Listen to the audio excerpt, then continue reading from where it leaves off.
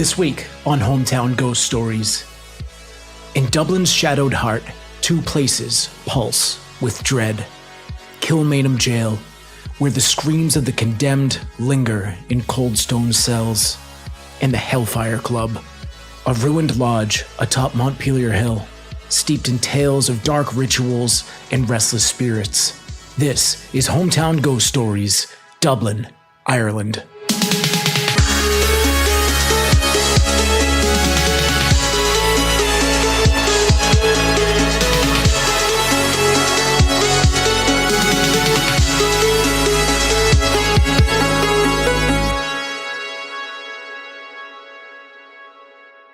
Hometown Ghost Stories contains serious and often distressing events and is not intended for all audiences. Viewer discretion is advised. 1965. The large wooden table shook as Governor McGill slammed his meaty fists into it. He was being informed by his foreman that the prison's renovation project was on hold due to the superstitious rumors that had been floating around the ranks of workers tasked with the project. Ghosts? He hollered.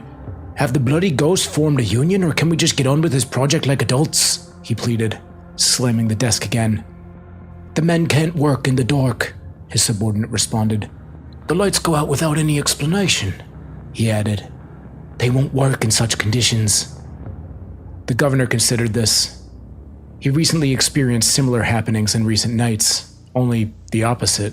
He would be the last one out at night and the first one to arrive in the morning. The first time, he assumed it was his own mistake, guessing that he must have forgotten to turn out the lights the night prior.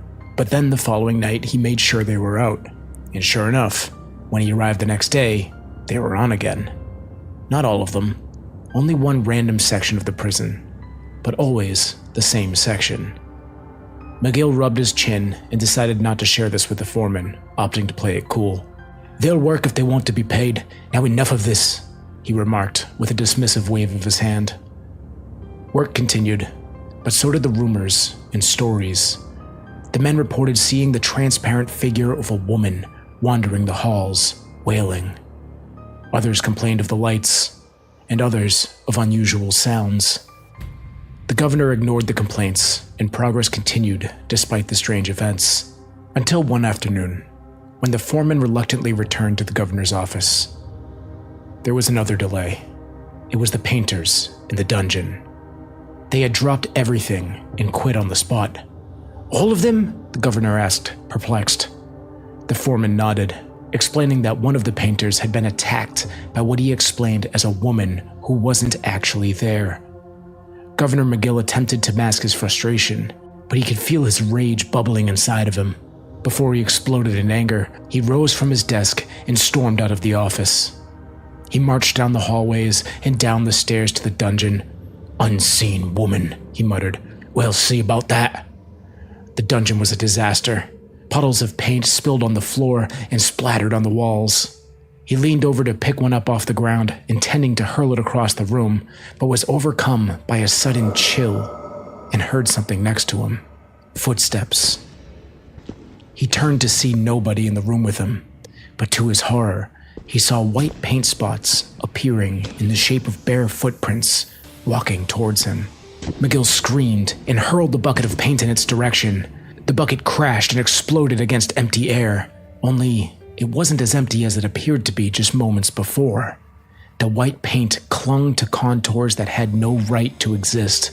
The curve of a shoulder, the suggestion of a hollow face of a woman who wasn't there.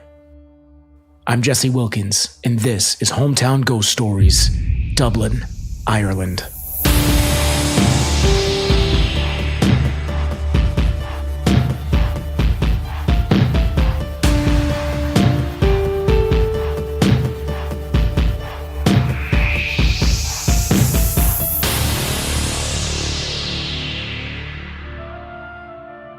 Dublin.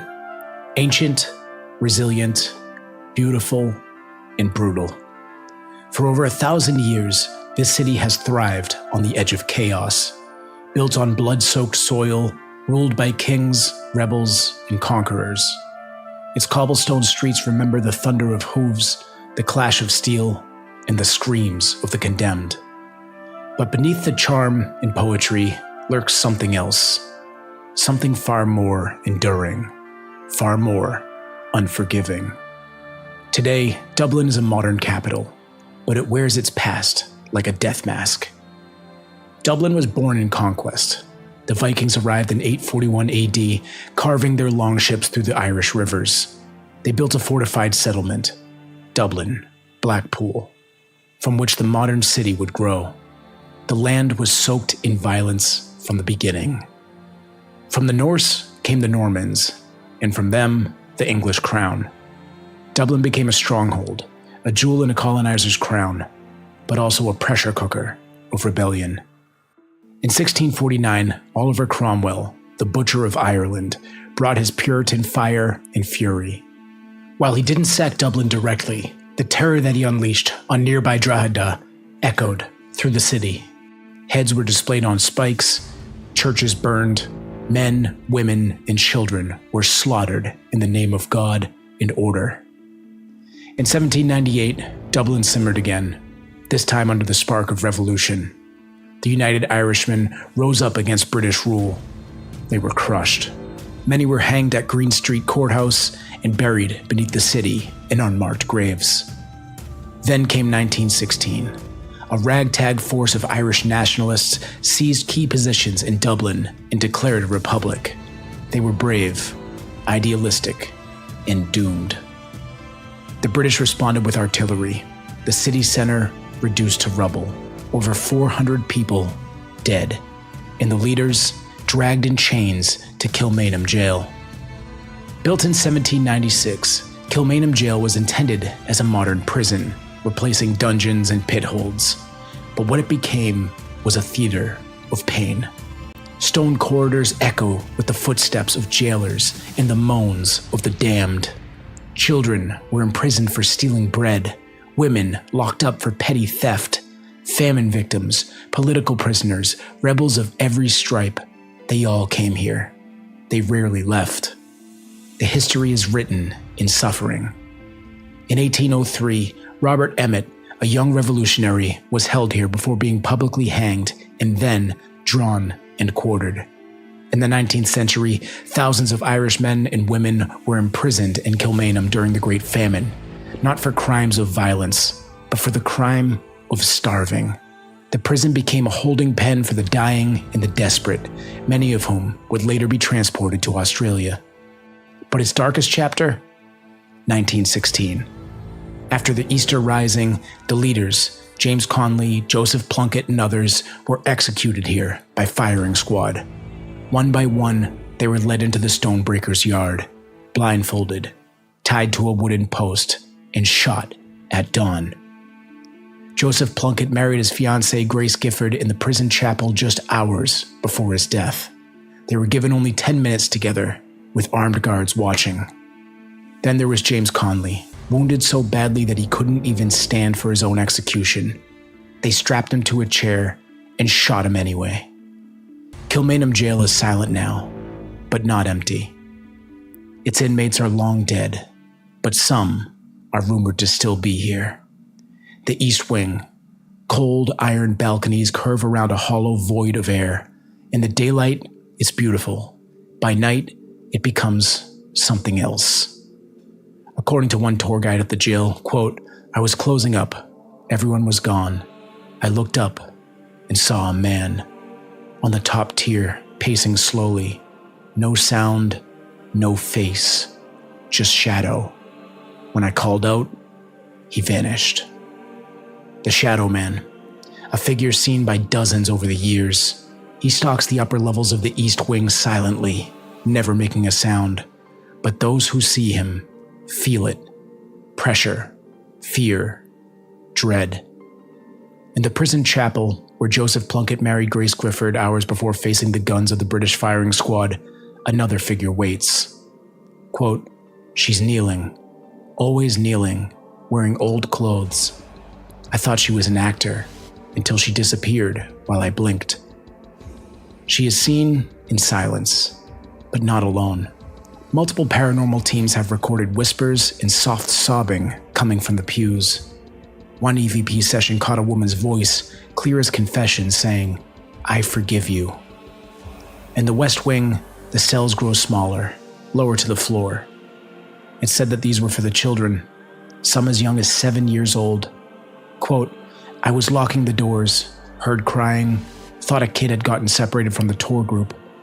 But the sound wasn't down the hall. It was beneath me." The sound of children crying, too faint to place, too constant to ignore. One guide actually quit his job after following the voice into an empty cell, only to have the door slam behind him. In Kilmainham, silence is a lie. Footsteps echo in halls without visitors, whispers rise in Gaelic from inside locked cells. In the Stonebreaker's yard, the past plays on a loop.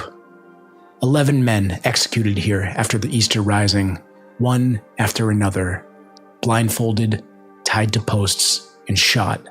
Visitors describe sudden chest pressure like being punched, others collapse, and some can't help but cry. Multiple staff report being touched, grabbed, or even shoved. And then there are the figures. A man in 1916 military clothing is often seen near the execution yard, only to vanish when approached. Some say it's James Conley, still unable to stand, still strapped to that chair. Others speak of a woman in a long dress seen praying in the chapel. Could it be Grace Gifford, eternally waiting for her husband? Other guards have reported crying in the dungeon-like cells beneath the West Wing, soft, innocent, like a child. But Kilmainham wasn't alone in its darkness. High above Dublin, on the windswept slopes of Montpelier Hill, stands a ruin that has haunted Ireland's imagination for centuries. This is the Hellfire Club. Once a lavish hunting lodge, it became a den of debauchery, occult rituals, and unspeakable acts. The story begins in 1725, when William Conley, one of Irish's wealthiest men and Speaker of the Irish House of Commons, built a hunting lodge on Montpelier Hill. But this was no ordinary sight. Beneath the hill lay a Neolithic passage tomb, a sacred burial ground dating back thousands of years. Conley's workers tore it apart, using its ancient stones to construct the lodge. Locals whispered of a curse, believing that the desecration had angered the spirits of the dead. Soon after construction, a violent storm ripped the slate roof from the lodge. Many believed it was no natural disaster, but the devil himself exacting revenge for the violation of the sacred site. Conley replaced the roof with a stone arch, but the lodge's dark fate was sealed.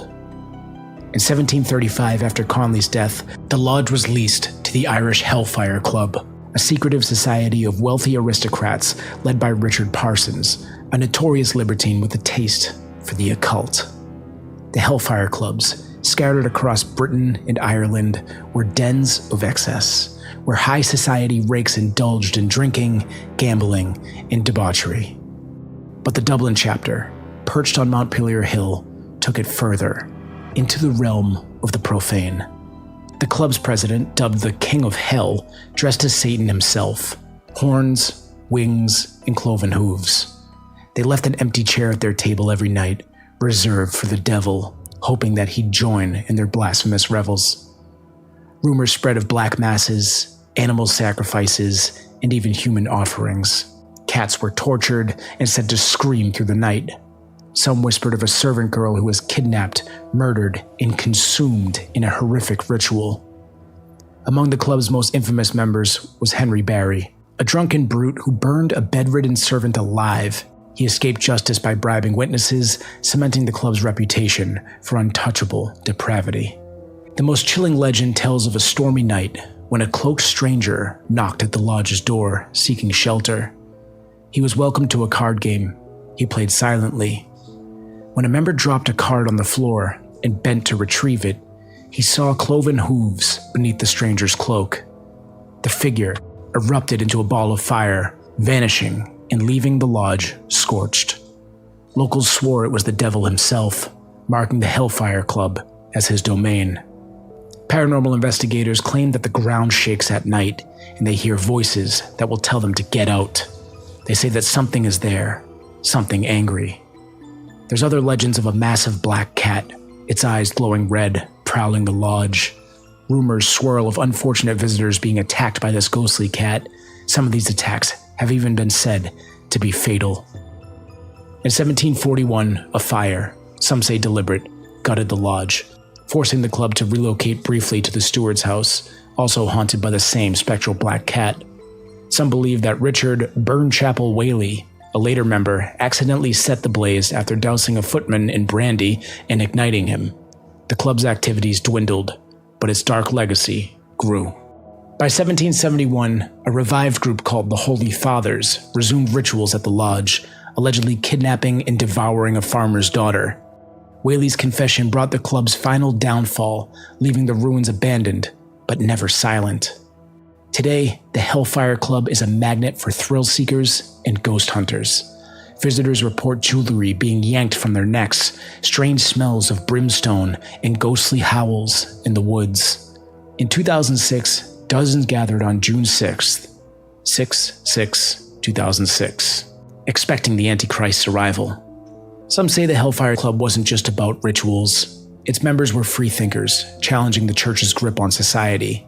But their excesses, violence, maybe even murder, left a stain that lingers. The stories might be exaggerated, but the energy here feels wrong. Is this building cursed by the ancient tomb that it desecrated? Do spirits of its victims still scream at night?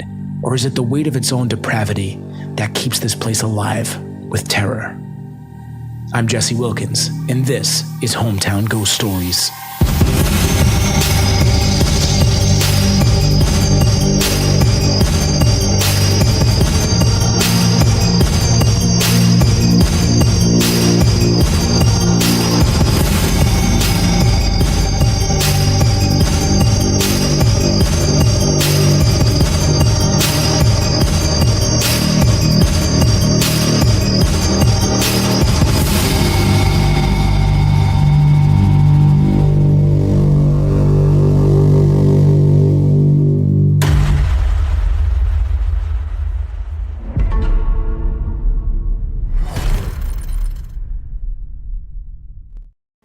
What is going on, ladies and gentlemen? Welcome into Hometown Ghost Stories, episode number 168, covering Dublin to Ireland.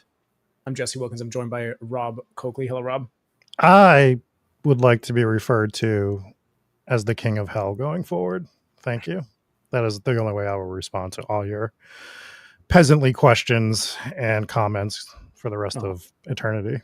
Thank you, King of Hell Coakley. And speaking of peasants, we're also joined by Dave. Hello, Dave. Hello, here I am.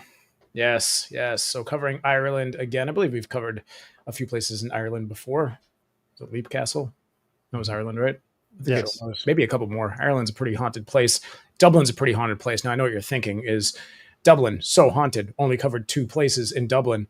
There's a lot more. So this is, without a doubt, only part 1 of Dublin so far. So we'll probably hop into a couple of smaller locations in this episode, but a lot to cover in these 2 very spooky and very mysterious spots here with Kilmainham and the Hellfire Club. Also not our first time covering the Hellfire Club.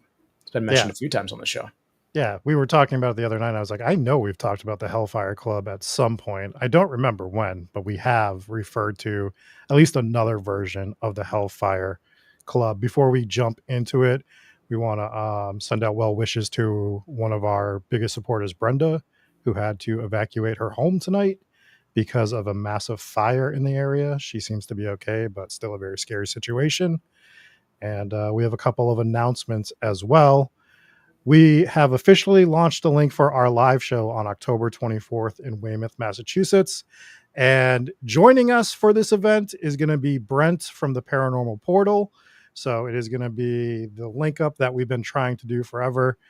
If you use the link to sign up and get tickets before August 1st, you'll even get $5 off per ticket. So you'll be able to save $5 per ticket using the code GHOST. I will drop the link in the chat. It'll be in the Discord. We'll link it everywhere. Oh, yeah. Very excited to have Brent from the Paranormal Portal in a live event. We've been talking about it for a long time, trying to link up with him for years. And now we're doing it. So any Paranormal Portal fans out there, if you're a fan of both the shows, it's a perfect combination. If you're unfamiliar with Brent, go check out the Paranormal Portal. But if you're familiar with this show, he's been a guest on this show like 4 or 5 times. I think he's our most frequent guest on the show. And we like Brent. He's good. He's good. Speaking of good people, we have a special guest today. I know what everybody's thinking was like Jesse's Irish accent couldn't get any better. So I brought in with somebody who almost has as good of an Irish accent as me, because he's from Dublin. Adam, welcome to the show. How's it going, lads? Thank you very much. I'm not going to lie, I was very impressed by your accent. Those I've heard far worse. Please don't encourage him, Adam. Please, please don't. Whenever my wife comes in, I need you to repeat that to her so she will not tell me to stop doing my silly accents. It's usually an English accent. English accent's my go-to. I think I've got that one pretty much perfected. Tested it out on British Airways a couple weeks ago, and they weren't amused. I was. So that's fine. That's fine. Adam, tell us about yourself and the shows that you are involved in, Houston Strange and Weekly Creep, which is usually what we call Rob, just the Weekly Creep. No, you call me the King of Hell now. And that's I'm sorry, I changed. Yeah, all right. The King of Hell. I like that, to be honest. So Weekly Creep is a show that me and my wife do together, and we'll pick a topic and we'll research it, and either she'll tell me about it or I'll tell her about it. That's pretty much it. We've been doing it for a few years and we love it. Like, it's definitely a passion project. And yeah, it's a good reason for the two of us to hang out together, you know what I mean? Other than just being married. But no, so we've been doing that for like 4 years, and then I live in Houston, Texas now. So Houston Strange started up because we had plans to move back home, and I was like, well, I better try and do something over here. So Houston Strange is a lot more like personal stories. I try to do it like, documentary style. I'm not quite there yet, but it's a lot more intense. Yeah. Don't do it. You don't want to go down that road, man. Can't turn back. Once you go down the documentary road, it's all over. I'm just trying to imagine your fellow Texans coming across your podcast called Houston Strange, and they listen and they hear you and they're like, wait, what? I know. I'm like, when I moved here from, but and Houston Strange has like been going for about a year now. It's very small. It's like 6 episodes, and I'm working on the next few, but it's dude, it's been so much fun, honestly. Like, just getting out and like actually meeting people and stuff. Weekly Creep is very much, the two of us are just in the room chatting at the computer, like, so this is a lot more involved, which is great. Very good. I think you're doing it wrong. I think you need to actually just say that you're born and raised in Houston, Texas on that show, and just throw everybody real off. Quick like this. Try to convince everyone else that they have the wrong accent. That's right. Yeah. Like, you're from a different part of Houston. Don't worry about it. Yeah. Way down south Houston. Yeah. It's like that in like that random part of Maine, which we're not too far from Maine, but like randomly there's like this weird like Cajun accent in Maine of all places that I still haven't found anybody with that actual accent, but I see it in Stephen King movies, Yeah, they have it. Oh yeah. Oh yeah. Yeah, you don't want to go down that roads. Don't go down that road. So Chad is asking where they can find your show. I know Houston Strange is available on the podcasting platforms. Are you also on YouTube?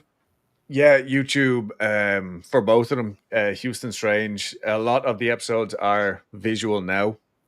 Didn't start off that way, but that's kind of just how it ended up going. So yeah, Houston Strange and Weekly Creep, both shows are on YouTube and wherever you listen to podcasts. And like I said, we're small but growing. So yeah, very good, very cool, very good. So we are talking about Dublin today. Couple of key locations here, and we started off with the Kilmainham Jail, spelt Gaol, but pronounced jail, right? Yeah. This isn't the first Gaol we've come across. So I was actually sending you guys messages in private chat. I make the mistake of typing it out just how it's supposed to be, GAOL, in my own script. So like I'm trying to record this thing, and I'm going through the audio, and I'm still pronouncing it wrong. I'm like, why didn't I just type jail the way I'm used to seeing it? I typed it out Gaol, so like 14 times. I'm like, the Gaol. I'm like, oh god, that's not a word. Anyways, I do the opposite in my scripts. I'll actually like Google the translation of the word and type it out exactly how it's supposed to sound. That's Right. see, I go the extra step of Googling the translations after and then putting those in a separate email. We could talk about this another time. Nobody cares about that. I've But just yeah, never messed up a word, so I don't even know Oh, what you yes. guys are yeah. talking Oh, about. never. Yeah, never. So many come to mind. I'm just not even going to go through. Anyways, I one time heard Rob pronounce posthumous posthumous. and then he got in his Impala and went away. Anyways, we don't have to talk about it. But We used to why did we call him Robbie Suedo for a while? I forget. It's my name. It's my other nickname. He was trying to pronounce pseudo. is that why? Okay. Yeah. It's all right. We'll learn how to read eventually. So, the Kilmainham Jail has it's got a long history. I mean, it's been there for a long time. You got this with, I mean, jails all across Europe. They've been there for a long time. This one, I guess, in terms of other European jails and castles and strongholds and things like that, relatively recent. I mean, it's not as old as some of the ones that date back 1,000 years or 2,000 years. This one, 1796. Out here it'd be like the oldest building in town, but out there it's relatively new, but no longer opened. But I believe it opened in 1796. Not entirely sure when construction began on it, but it is a very haunted building. I mean, it's got a pretty dark past. They had executions there. They were jailing everybody there, kind of how it was back in the day where you get arrested for whatever. But what blew my mind was during like the Great Famine, I guess they were just locking up people who were like real hungry. Yeah, it's that happened across the board, like across the whole country. Like obviously the famine was horrific and it was a human engineered famine as well, so it didn't need to happen. But one of the many horrific outcomes of it was they would just lock up kids. Just like, I think the people they would call them pests and like lock them up. Had So to be people that were stealing, right? yeah, stealing and No, not even just that. They according to the records here, they were just locking up like people who were like hungry and that were broke and they couldn't afford to feed themselves. So like, all right, everybody's going to jail. That's where we're going to keep you. And I think it was to prevent them from then stealing or something. I don't know. But But it all I had to know be is like repeat offenders or like beggars, right? Beggars that frequent the area. That's like, he's here again, lock him up. It can't just be like it can't be like they come and knock on your door and be like, "Show us all your food. You're going to jail." yeah. Tell me how hungry you are today. I don't know. I think from what I remember, because I haven't, I did like an overnight in a different jail about 20 or 30 miles south of Kilmainham On purpose. and but I remember. Was this voluntary or no? Oh, sorry. So yeah, I've actually spent the night in 3 separate jails now, but always for ghost reasons, not anything else. Sure. But yeah, they were saying the same thing. Like during the famine, they would have kids. Like they're talking like 2 or 3 years old. You know what I mean? So I think a lot of it was just like cleaning up the streets. Get these guys out of here where the rich people don't have to see them anymore. That kind of. That's the impression that I got. I obviously know of the famine. Everyone knows of the famine. But I do want to go back because you had mentioned, and I've done my research on plenty of other things around Ireland, but I've actually never really researched the reason for it. You said it was a man-made famine. What was the cause of that? The British. How did it? Got it. That makes sense. Yeah. Without getting like too into it. Yeah. Basically, it was like the food that was being made was being sent over to the big island, and so just this week, I think our population on the island of Ireland reached, I think, 7 million, and during the famine, or right before the famine, we were at 9 million. So we've never made it back population wise. Yeah. Wow, it's crazy. Yeah, that makes sense. I'm not like a huge like Republican or anything like that, but it's like it's one of those like sore spots, in history where we kind of just go, well. Yeah. Well, I mean the British. I mean, there's a reason that the American Revolution started. It was, exactly right. Yeah, they were taking exactly everything. The good guys. So, yeah. They were known for overstepping a bit, which is why they used to rule the world, and now not so much. But they're cool now. We like the British now. I'm fine with the people. Yeah. I do think we should go back to locking up 2 and 3 year olds, though. That would make things a lot better when you're out in public or on airplanes. Oh, you mean go back to actually doing that? Yeah. It's, out of the way a little bit. Yeah, just convenience my life a little more so that I can sleep on the plane and not hear the screaming children. God, I was absolutely cursed on my last plane ride. We called it the Chuck E. Cheese of the sky because every child on that, it was full of kids and they were all screaming. And one of my headphones I had AirPods, and one of the AirPods just wouldn't connect. So in one ear I have whatever I was listening to, music or whatever, and then the other ear was just screaming children. I was like, this might actually be worse than just listening to the screams because I'm hearing half music. It was just more chaos. Oh man, it was terrible. So that's what I dealt with. But anyways, so Kilmainham Jail, yeah, they were locking up kids. A lot of this stuff was for petty theft. I mean, the most concerning thing to me was like just locking up people for being hungry. That's crazy to me because they listed that and they listed people that were stealing food and things like that. But there was plenty of executions here. Obviously, the 1916 uprising, the executions that happened there. This seems to be the most famous event that happened at this prison and what kind of gave it its reputation with the Stonebreakers yard and everything like that, and where these executions happened, how brutal they were. You had one guy that was so injured, couldn't even stand, so they strapped him to a chair instead of a post. And I mean, if you can't stand, I mean, you're still getting strapped to a post anyways. I don't understand the why drag out a chair if you're tying him to a post. He doesn't need to stand. I don't know. Either way, they shot him. They do weird things for executions. I was just listening to a story. It happened in America in, I think, the early 1990s, where someone on death row, he tried to take his own life by he stored up his medicine and his psychotic medicine, and then he took it all at once. They found him unresponsive. He was supposed to be executed in 2 days. They brought him to the hospital. They're like, revive this man. We must execute him. And they're like sitting there. They're like trying to get him back to life. And then they're like, all right, he's in critical care now. But they're like, that's great. We got to get him over to the execution. And they're like, the hospital's like, no, he's in critical care. They're like, no, it's fine. And they airlifted him out of the hospital to go execute him. Like, what are we doing? Yeah. Well, that sounds crazy. It doesn't sound crazy. It's like, well, I think we were about to say the same thing, which is like, if you're the family that wants justice for someone on death row, that means they did something really bad. You deserve to go, as that family, go see that execution the day it was planned. And he doesn't get to take the cheap way out and try to off himself a day before the execution. I feel like that was his intention there, was to give that family one final like middle finger. Is that what you? Sorry, I didn't mean to step on your toes. Were you about to say the same thing? Exactly. Yeah. But at the end of the day, it does sound crazy. Save this man. We have to kill him. Spending so much money. No, exactly. Because if they just let him do the deed on his own, it probably would have been a lot cheaper for the state as well. Yeah. But I mean, we're talking about people on death row. You're talking about the worst of the worst, right? And I think that I'm in favor of what they did there, because I don't know what his crimes were, but I'm assuming they were really bad. Oh, they were horrific. Yeah. So give that family the last laugh. Don't give him the last laugh.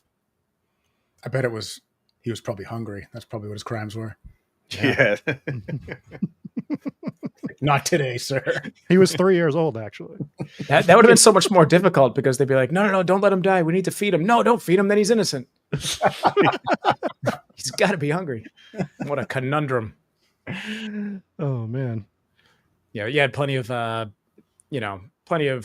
bad people in this prison as well. They weren't the only executions. It was open for a pretty long time, about 200 years.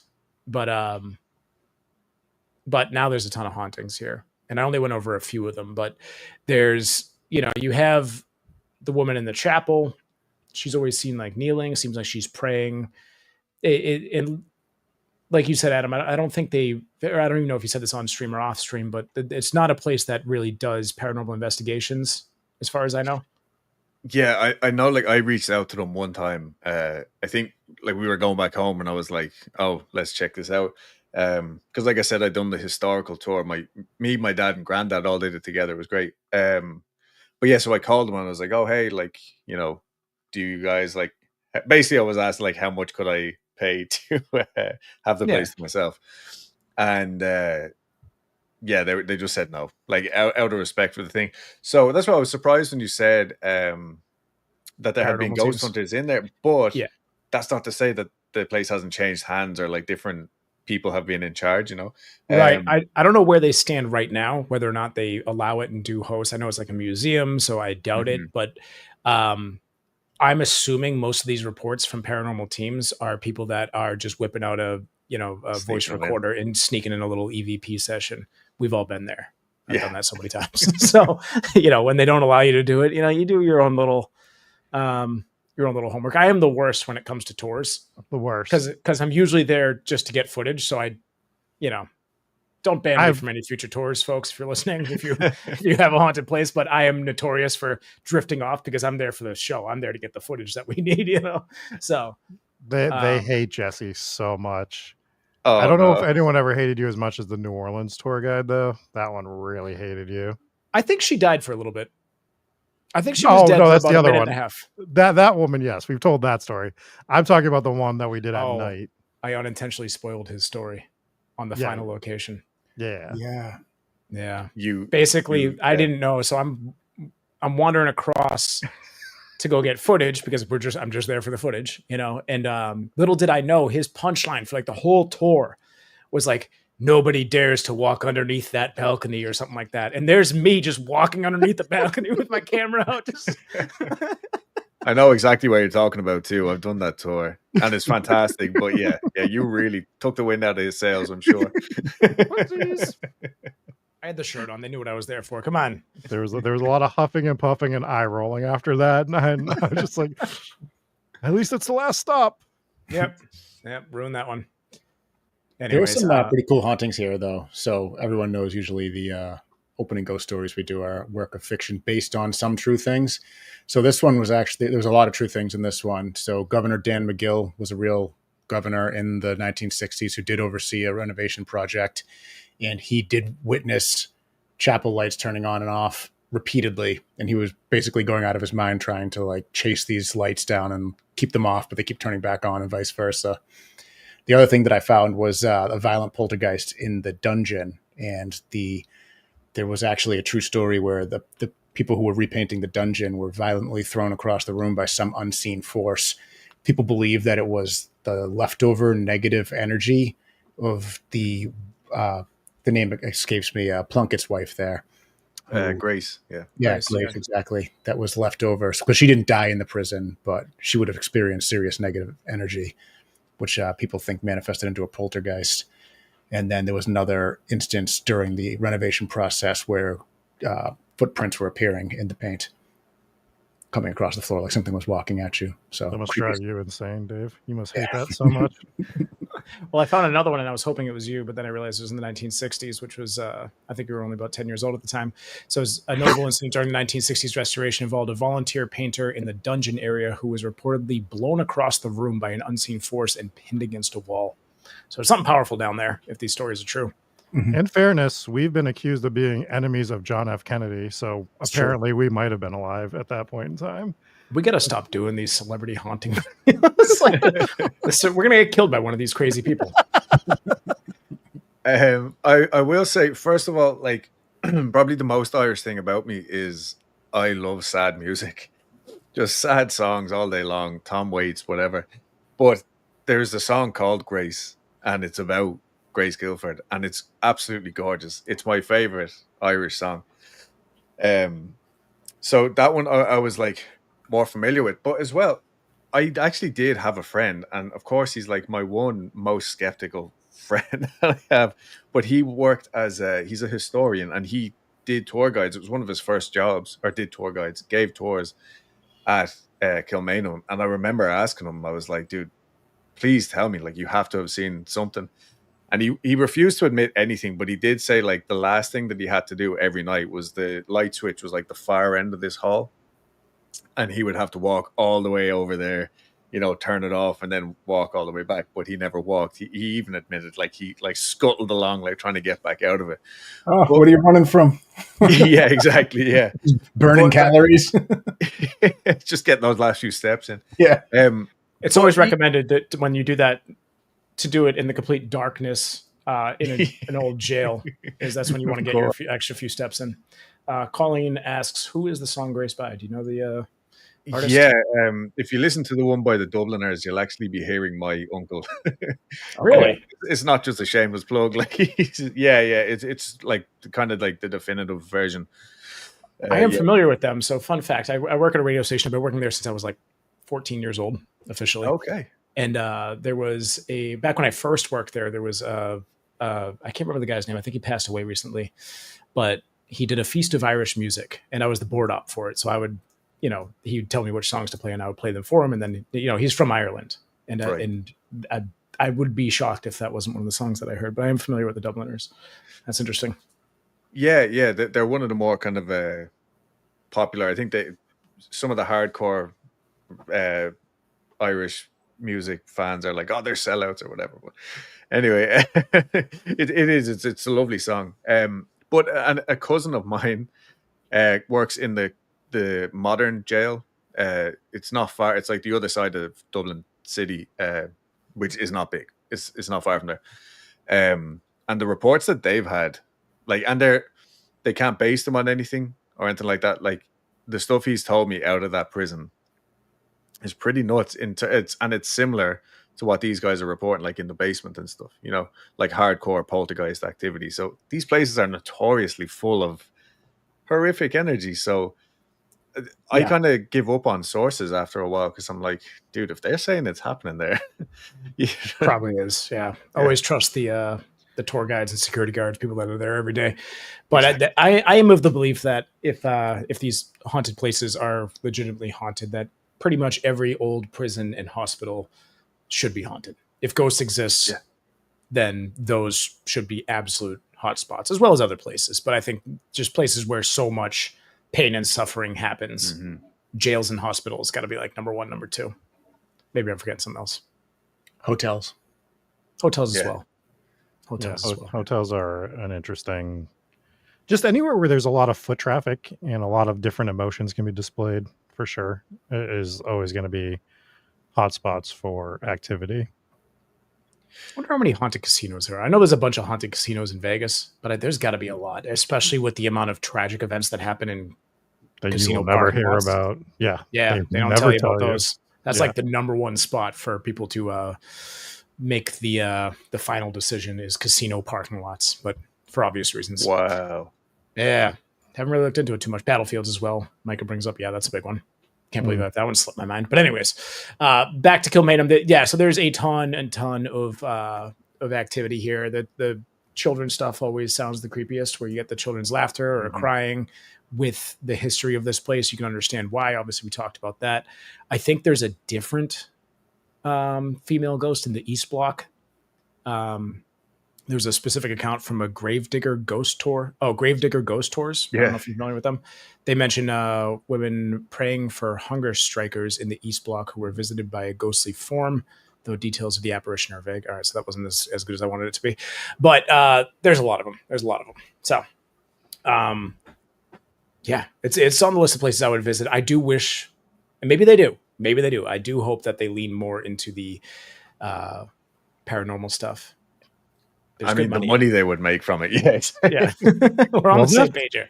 That's the thing, where these places, they just, they miss out on the opportunity, and it kills me. We're dealing with it with the house in Middleborough now, where they're not allowing paranormal investigations anymore, and they were selling out tours every single night.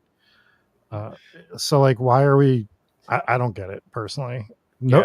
Most paranormal investigators, 99.9%, are not there to do anything malicious or harm the place or do anything out of line. Just like they're the same as like tour guides. People want to go experience the place. Right. The Alpha House is the one. I think you're getting a lot of clashes between historical societies and groups in paranormal groups, where it's the historical society.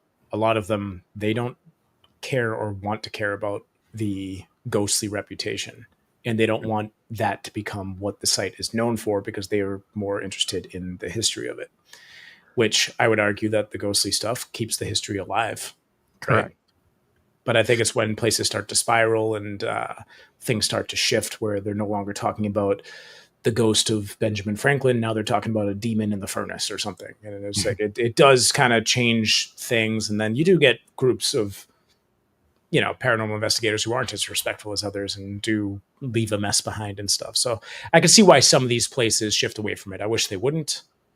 I think it just depends on the type of place, right? Like Gettysburg is never going to shift to like just demons or whatever, or just stuff that was completely unrelated to the battle, right? It'll always have that history, and a lot of times the history ties directly into the hauntings. But I mean, I think it just kind of depends on the location that you're talking about, right? Like, for instance, if the Sally House had some sort of like moderate historical relevance, which it kind of does, but like unrelated to the hauntings, and then the demon story took over, I could understand why that might frustrate the historical society. But like a place like even the Oliver House in Middleborough, where like a lot of that paranormal history is relevant actual history too. Right. Yeah. Different. Agreed. So with that, I think we start talking about the Hellfire Club, which this one is surrounded in legend. It is in rough shape from what I've seen. Mhm. And Adam, you've been there and you've done paranormal investigations at this building, right? Yeah, I've kind of like, I don't even like to use the term investigation. Like, it was me and 3 or 4 friends, hanging out with EVP or like little voice recorders. I still have like one of them here. Anyway, yeah. So basically, when I lived in Canada for like a couple of years, and then when I came back, I reconnected with like some of my childhood friends, and it was only then that we realized like, oh, we're all into this. Like, we're all fucking, ghost nerds or whatever. And so I would go up like during the week, because the thing that we were most afraid of was like kids up there drinking and just getting up to no good. You know what I mean? Right. And some of like that, it has happened that, there's been altercations up there and stuff, and the police can't get up there. It's not that it's miles away. Like, you park, it's like maybe a 15-minute walk up through the woods, but it's a terrifying 15 minutes, like, because straight away it's like, okay, well, we just left a neighborhood, and then we park in this isolated feeling car park, and then you walk up this winding track. You lose the light from the city at first, and then you can see it through the trees, and then the trees look like they might be people. And then, Oh, that's horrifying. yeah. And then finally you get up near the top, and you start to see the light from the city is now behind the Hellfire Club. So it's just this really ominous shadow, and it's like, this is where you're going. So it has nothing positive going for it during the night. During the day, families go up there for picnics and stuff. You know what I mean? Like, it's lovely. It's totally different. But yeah, so anyway, we started going up during the week, like after work and stuff. And I think like we had like bought some stuff off Amazon or something. I don't know, like pendulums and stuff. We were just like trying it out. And the first couple of times we went up, I did see a cat. Funny enough. Oh, really? Sorry, I'm trying to look here and not like down at the screen. But yeah, I did. There was one night we were like in the room on the bottom right. So as you saw in the video, I was actually really glad that you got that video, because anytime I'm telling this story, I'm like trying to explain how it looks. But we were in the room on the bottom right, and obviously the floor has built up over years just with like crap and dirt, whatever.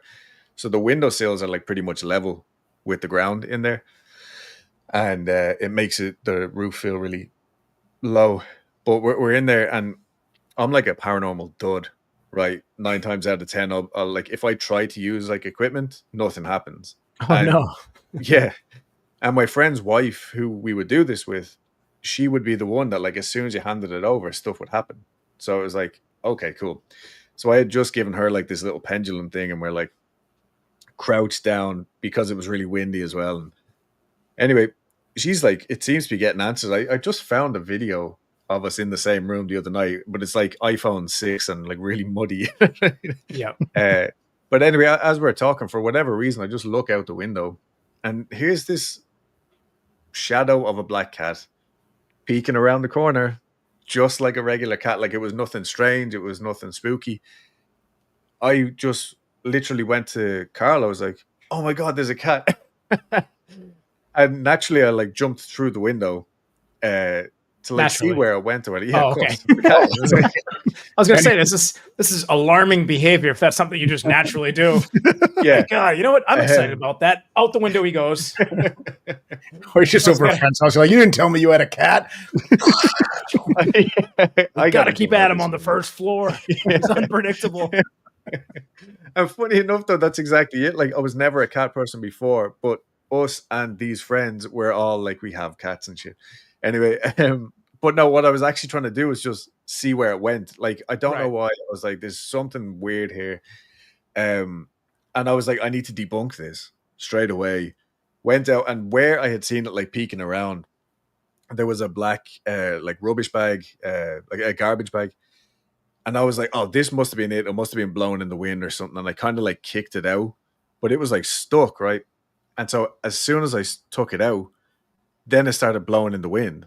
And like the noise that it was making was like, we couldn't do any more EVPs, this and that. And then, so basically, and all around the Hellfire Club itself is open until you get to the trees. There's like, I don't know, 100, 150 yards of just nothing. So I was like, at the time, I was like, oh, okay, it was just a black bag. The more I think about it now, and the more I hear this story, the more I'm convinced it was genuinely a ghost cat. It just sounds so insane. And yeah, so, and it was only after the fact as well that I learned the story, because I wasn't doing all this stuff at the time. Right. Yeah, just kind of going to creepy places. Nothing wrong with that. Yeah, the origins of the black cat haunting this place, I mean, the legends vary throughout with this. But the most consistent one that I found, and you can correct me if I'm wrong on this, was that they think it happened during a ritual when the Hellfire Club sacrificed a cat. And it seemed like between cats and people and just everything in the story is associated with brandy. The story I read, of course, they doused it in brandy and burnt it as a sacrifice. And there was a few things that they did wrong here. This is another one of those where they desecrated a sacred site to use the stones to build their building. This is like a recipe for disaster. We saw this all over the place. We saw this in England at the ancient Ramin. They did the same thing, desecrated the old thing, used the stones. It just seems like every single time that's done, it's a bad idea. Don't desecrate graves. Don't use those stones. Go buy your own stones. Go to Home Depot. I don't know, but it's just seems like a bad idea. So between that, then they think the devil cursed it. But the black cat thing seemed to have spawned after this alleged sacrifice. I think that's kind of the most common theory on it. And this is not like just a friendly black cat. There's reports that people get attacked by this ghostly cat. I read one account that somebody died from potentially this ghostly black cat, and they had found him with these injuries. Of course, there's no like real reporting on it, so it seems like it's just legend. Have you heard anything different, or do you know any of the origins of the black cat story and where it came from? Is it an evil cat? It's not like it's funny. So that night that I potentially saw a ghost cat, and again, I know how insane that sounds. That's why like it took me a long time to kind of come to terms with the fact that it couldn't have been that silly plastic bag. But yeah, it's interesting that you put it like that, because my mother was like really young when she had me, so I lived in the house with my great granny, my grandparents, and my mom and all. And we never had cats. We had like a few dogs or whatever. But my mom to this day is actually terrified of cats. So when she comes here in October, she's going to have a great time because we have currently 3. But you stocked up. Yeah, but because my great granny told her, like when she was a kid, that the devil lives inside of cats. Now, I don't know. Yeah, it sounds insane. I don't have like, I think I was 7 when my great granny died, and I only have good memories of her.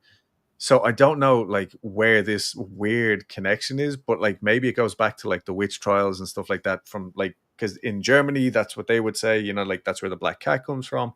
And of course that was from what was it, plague times and stuff. And they thought it was the cats that were bringing the disease, but it was actually the fleas, I think, right? That was anyway. Fleas and the mice. Yeah. Yeah. So I think it just has like this negative image, and it was like, I don't know, like a good icon, right, to use. And then like the whole story of the devil being so like interrelated, like Ireland is an extremely Christian island. but all of the legends that we have are pagan, just rebranded pagan stories, right? Right.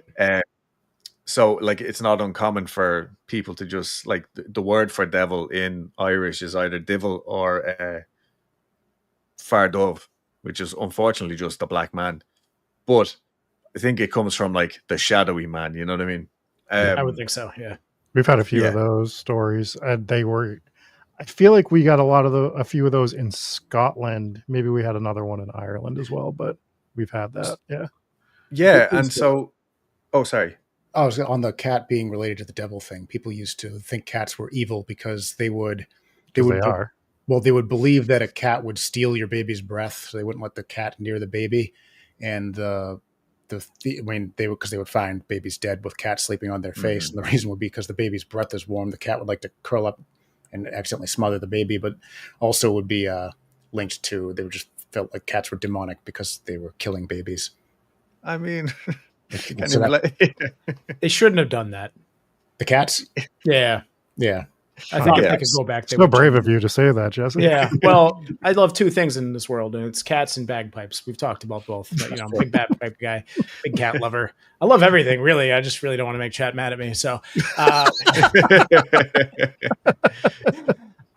yeah. Without going too far into it and contradicting myself immediately, I did hear. I've read things that like, if you die and you have a cat, it will immediately just start eating you.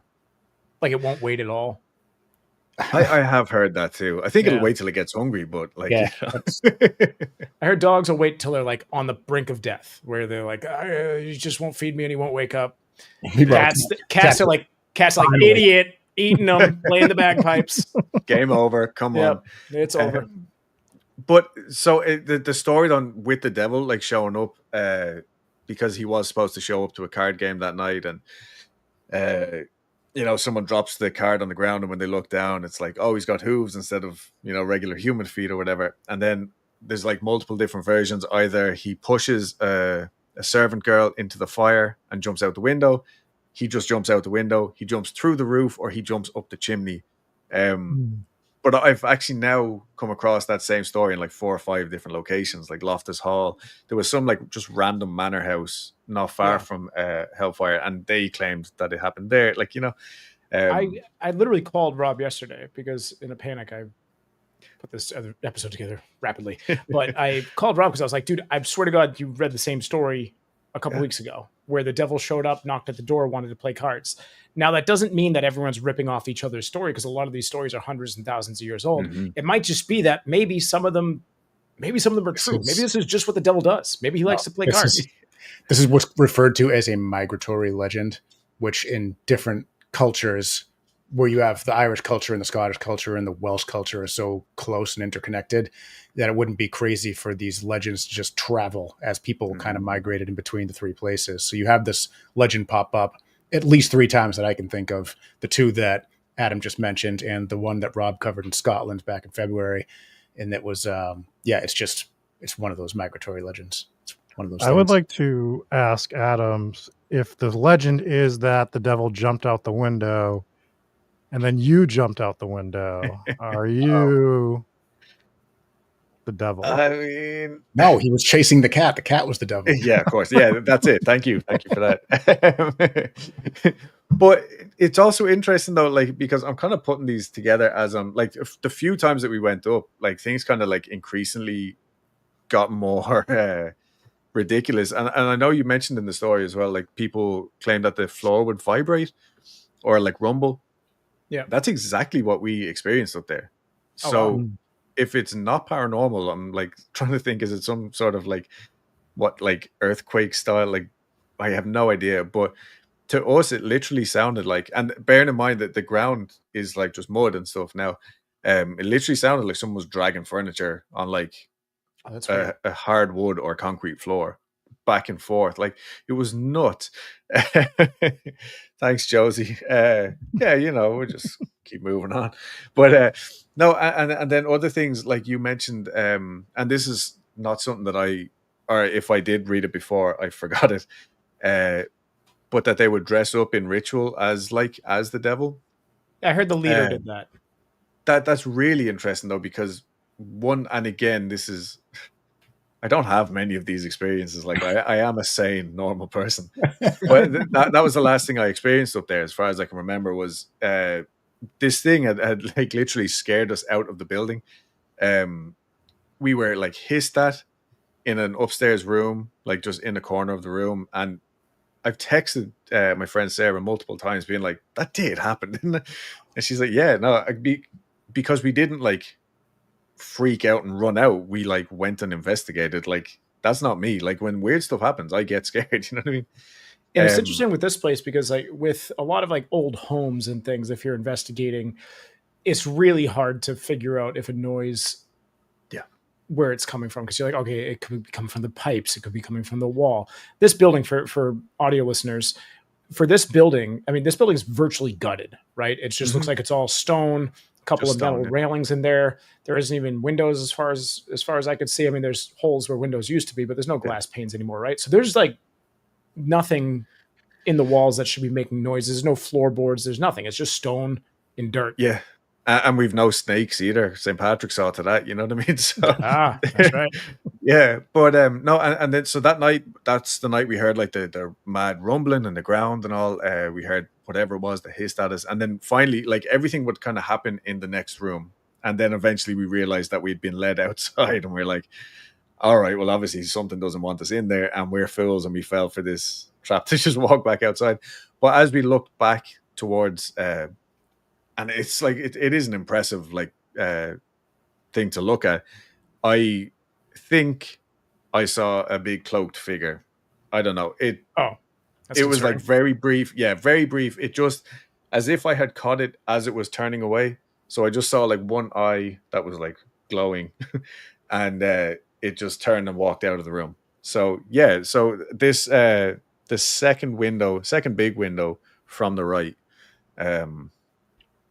that's where I saw this thing, and it kind of turned. The middle window is like where the stairs is. It turned and walked back out towards that, and it was at that point like I absolutely was not the brave when I was like, "That's it, we're going home." But my friend convinced us to stay, and we went in. There's two like kind of outer rooms. Again, we had more weird stuff. Spirit box going nuts. We heard children on the like come through the speaker. Yeah, it was a weird night, and honestly. And then as we were walking away, my friend had like a big like cop flashlight on his shoulder, and we were like, I don't know, like we were almost back to the trees, and I was wearing this jacket, and I felt something pulling at my hood, and then as I turned around, he like threw his flashlight, I thought, at me, and I was like, Karma, what is going on? And he was like, something hit it. Either way, he was too far away from me to actually be touching my jacket. You know what I mean? Weird stuff. And then finally we get back to their house, and we're boiling the kettle for a cup of tea because we're Irish. And Sarah, who was this tiny, like, I don't know, much shorter than me, like very slim girl, stuff like that. She had been padded up because it was freezing cold. I think it was January. And she was like multiple hoodies, shirts, and then finally like a leather jacket over top of all that. And as we were in the car, she was like, oh, my side is burning, blah, blah, blah. And we get home and she takes off, she doesn't undress, but she takes off all these layers. And sure enough, on her ribs is just like scratches on her ribs. And it's like, okay, there's no physical way she could have done that. So it was weird. Yeah. Just that. Did it look like cat scratches? I want to say yes, but only, just 3. So that's the thing. I don't really, it's not like my personal belief, like the whole demon 3 thing or anything like that, but it was just like 3 big scratches. So if we want to put a story on it, let's say it was the cat. I don't know. Like she, you know, there was a lot of very like big coincidences though. Like, you know what I mean? When you look at the stories now. You actually got a lot more than I expected. So we didn't really discuss what you got in terms of evidence. So that was all a surprise to me, but from the rumbling floor to a potential shadow figure, the ghost cat, potential ghost cat, maybe a trash bag. We're going to go with ghost cat. It's much more cool to say it was a ghost cat. Yeah, it sounds like it was actually an entertaining time. Now, have you been there more than once? Was it a few times? Yeah, like so this, we would kind of, it got to the stage, or at the time I was like working like mad long days. I used to be an electrician when I lived over there. And funny enough, I was actually working in a building that was like 200 years old. We were revamping it for to make it a museum. I think W.B. Yeats had lived there at one point, something like that, and they had like secret staircases and so like it was nuts. And the whole time I was like waiting to see a ghost. Nothing ever happened. But those evenings, like I'd get a call from Carl or Sarah, and they'd be like, "Here, we go for a stroll," and that was it. Like we would just go up on a whim, and just never on the weekends because it's always kids up there. We did interrupt. There was a couple courting, shall we say? And that was, I think, it could have been on the last night. Actually, I can't remember, but yeah. So I think probably went up maybe 5 or 6 times, and then I've since been back up with my wife as well, but never. I think, to be honest, now that I've had those experiences, now I think I'm actually more scared when I do go, even though I still like that's what happens. don't admit to being like a full believer. Well, yeah. I don't know if we'll ever get Dave back to the Sally house. We haven't released any of that footage yet, but I'm not sure we'll ever get him to go back there. I'm jealous. Like, I love that. I would love to go to the Sally house, honestly. Yeah. That's what we thought. We made a weekend out of it. I was able to hit that, the Veliska Murder House, and then a couple other spots all on the same trip, which worked out nicely. Oh, yeah. Yes. Dude, the story is so interesting, even from like the beginning where it's like the roof got like torn off the building and everyone's like, well, yeah, it's because you pissed off the devil.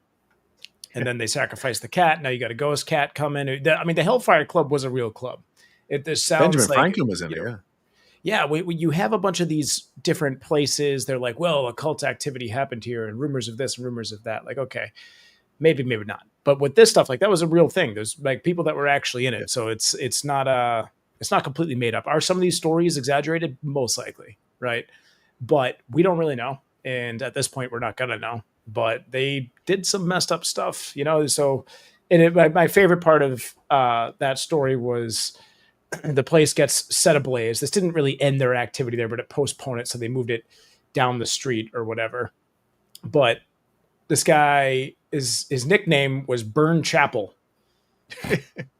His nickname was Burn Chapel. Not guilty, Jesse. And they're like, he may have accidentally set this place on fire. It's like the guy whose name he's named after setting buildings on fire. I think he might have been the one. He might have done it on purpose. I don't know. But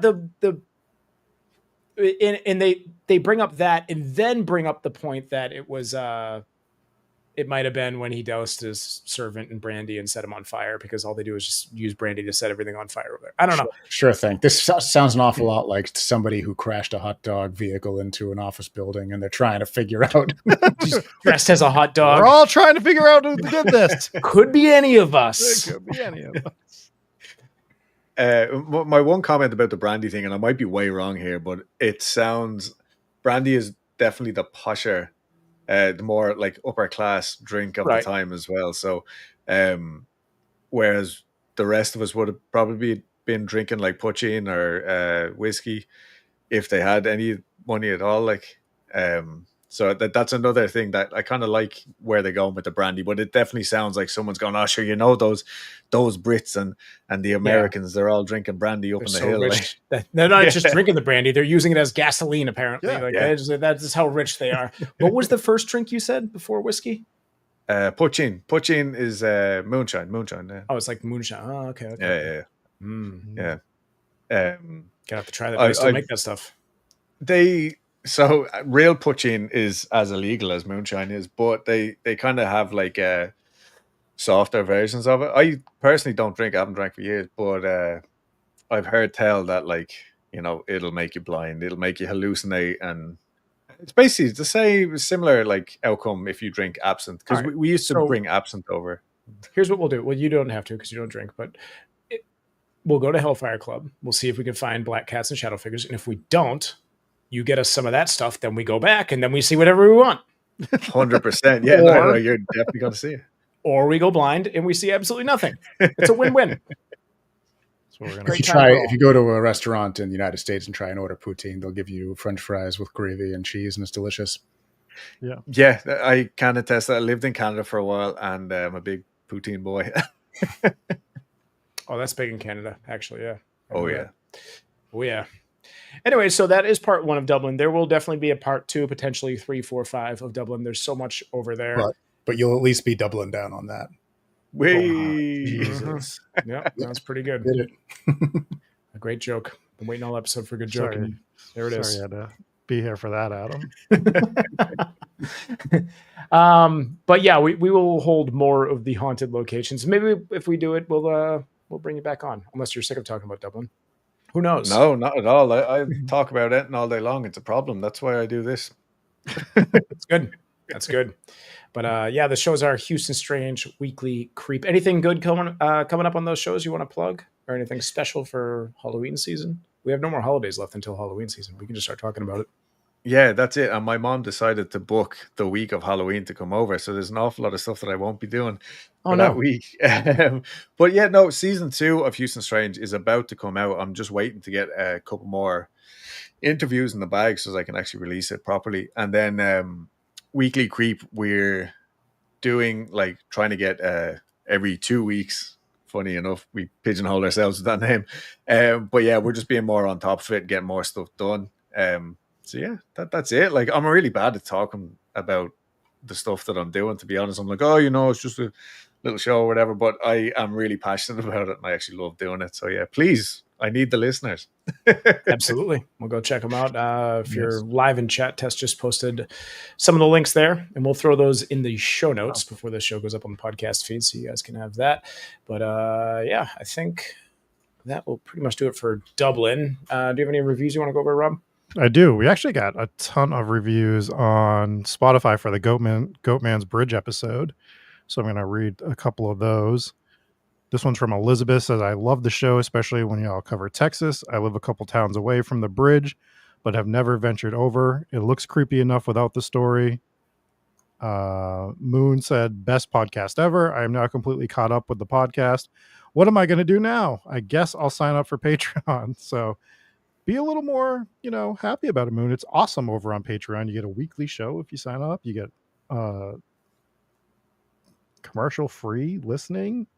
You get updates on what's going on behind the scenes. It's great over on Patreon. Go back and listen to all the episodes again, but listen to them at half speed because it sounds really funny. Mm-hmm. Yes. We sound even more drunk. Yeah, and then Carney Zol said, my favorite episode of Hometown Goat Stories. Might be the only episode of Hometown Goat Stories.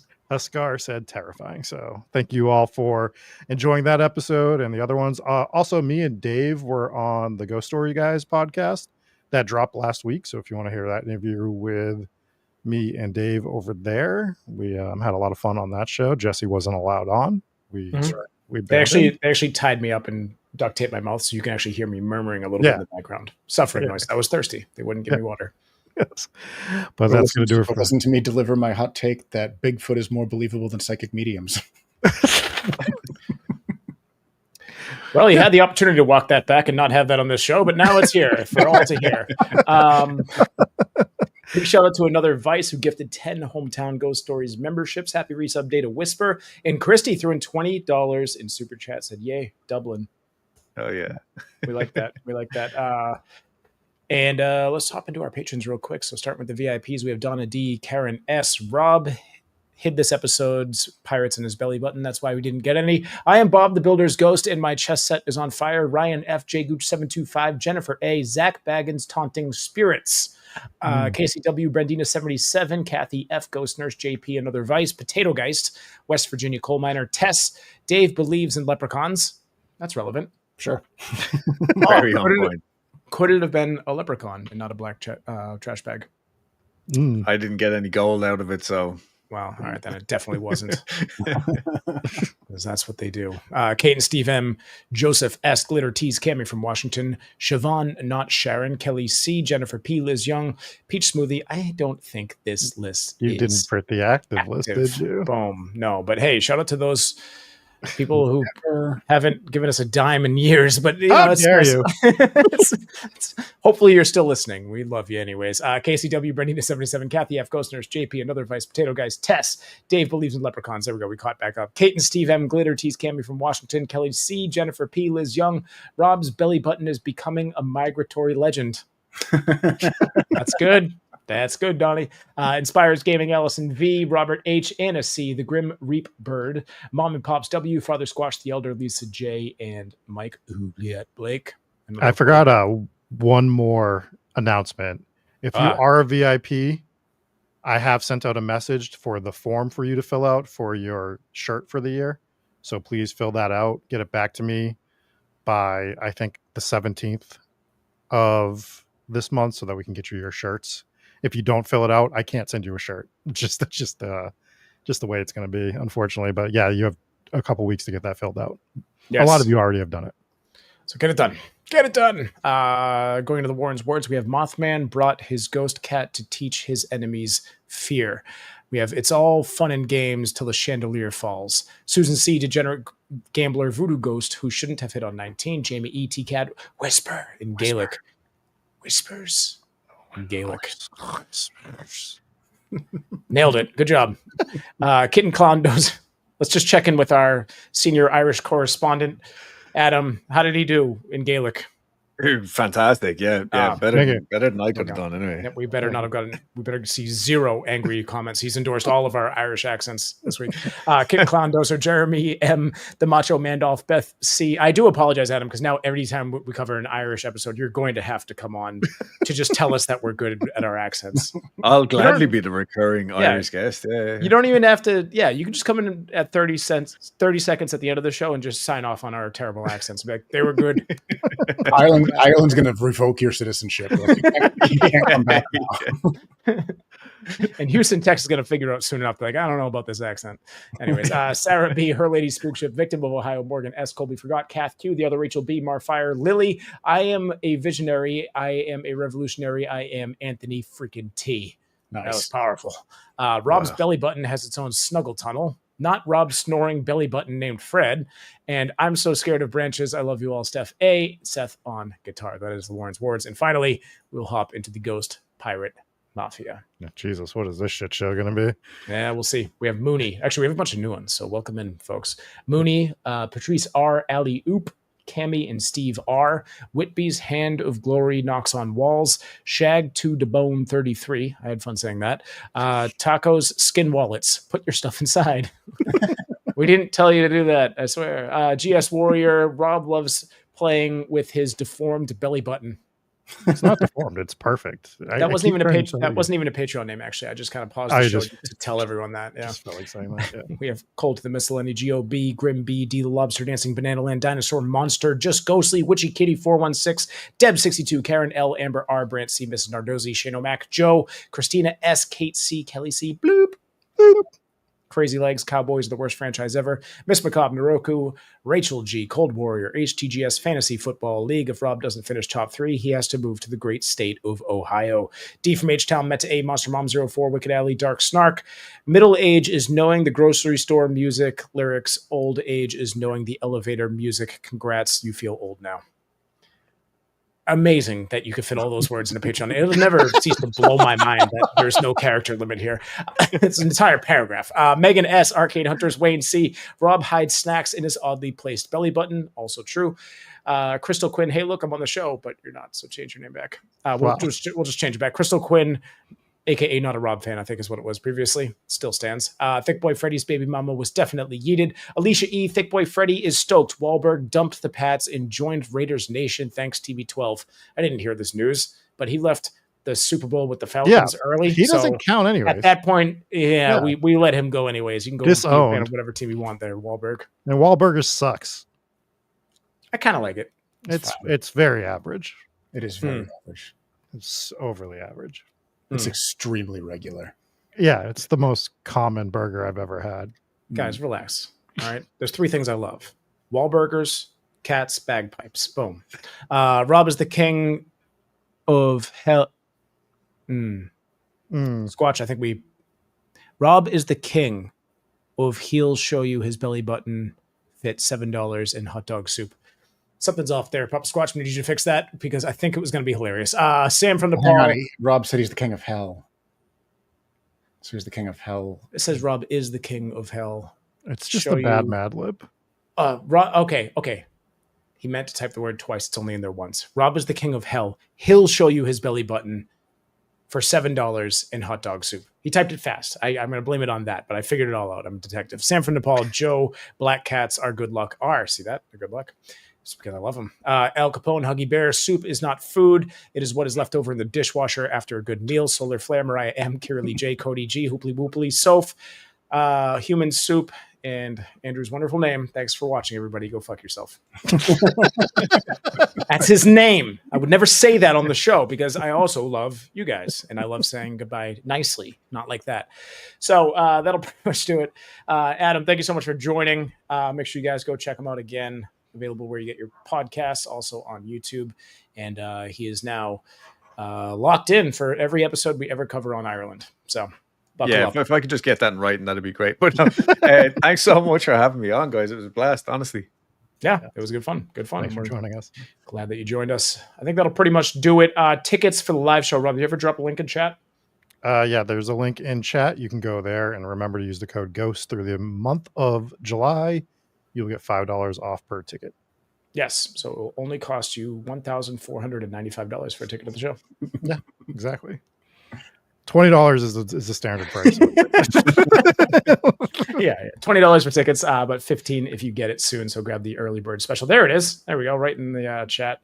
Thank you, Tess. I whipped together a flyer. Don't judge me on it. I whipped it together 4 minutes before the show started. So it'll get better. It'll evolve. It'll be a great flyer. It's a great flyer right now. I like it. Anyways, that'll pretty much do it. Thank you guys all for watching. And we will see you next time. Bye. Peace.